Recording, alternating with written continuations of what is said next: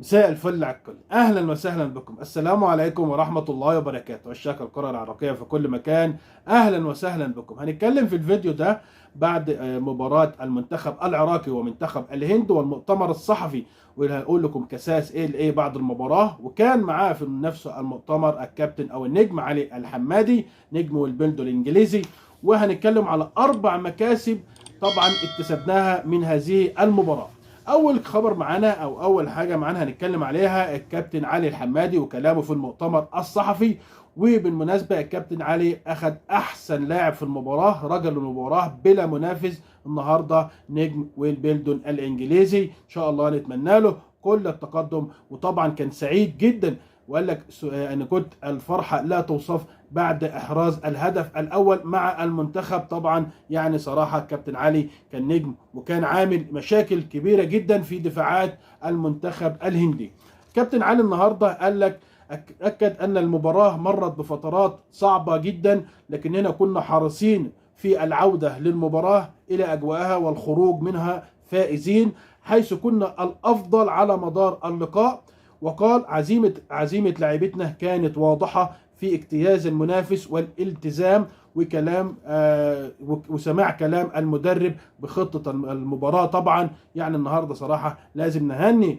صحيح انه التعادل 2-2 وكنا وكنا مفروض نكسب اكتر من كده ونطلع بالمباراة فائزين، ما نتجهش لركلات الجزاء، لكن يعني هي بتبقى دايما بناخد الخبرات بناخد طبعا الفترات القادمه ان شاء الله نقدر نقف على رجلينا للافضل وناخد البطوله ديت. مهمه صحيح وديه، لكن مهمه عشان تدينا دافع فيما هو قادم. كاساس طبعا اكد قال لك انا سعيد جدا بعد المباراه بالفوز، سعيد بفوز المباراه على المنتخب الهندي. وقال لك طبعا انا قابلت خصم قوي جدا وكان صعب جدا، يعني تفوجئ بيه في المباراه. وقال لك واجهنا منتخب مطور وبطور من نفسه مع مدرب جديد، وواجهنا منتخب من فترات بعيدة لم يهزم، وكان لنا منافس قوي، لكن احنا كنا الافضل على برضو على مدار المباراة، وقدرنا نستحوذ بالمباراة وطلعنا ببر الامان وفزنا بهذه المباراة. قال لك كنا الفريق الاكثر حيازه، وبره ارضك كنا الفريق الاكثر حيازه للكره طول المباراه. بالنسبه للحكم المباراه بسبب طرد زيدان اقبال، قال لك انا مش هتكلم عن الحكام، لكن حرمنا من زيدان اقبال في المباراه القادمه، هي اللي هتكون ان شاء الله المباراه النهائيه.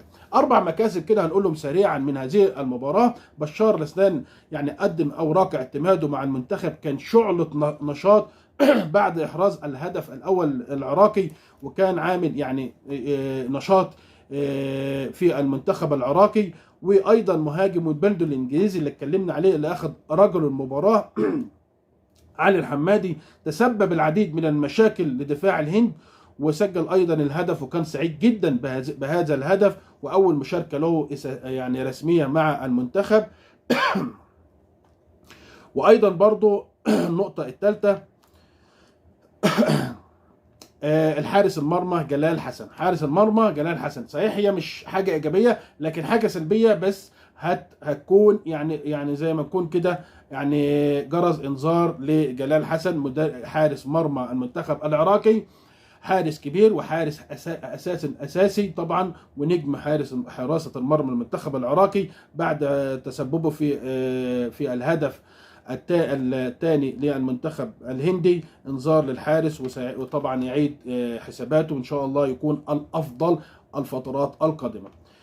النقطة الرابعة الظهور الأول للمحترفين. الظهور الأول للمحترفين، وكانوا النهاردة صراحة عملوا كل اللي عليهم. بعض المحترفين بيجوا منتخباتهم كده ما بيكونوش نفس نجومية المتواجدة في النادي، لكن النهاردة الظهور الأول لبعض المحترفين. النجم حسين علي المحترف في الدوري الهولندي، وكان النهارده كان واقف على رجله، وكان صراحة من نجوم المباراة. والنجم أمين الحموي النهارده برضه يعني كان برضه عامل نشاط كبير جدا داخل الملعب. والنجم ايضا المحترف في السويد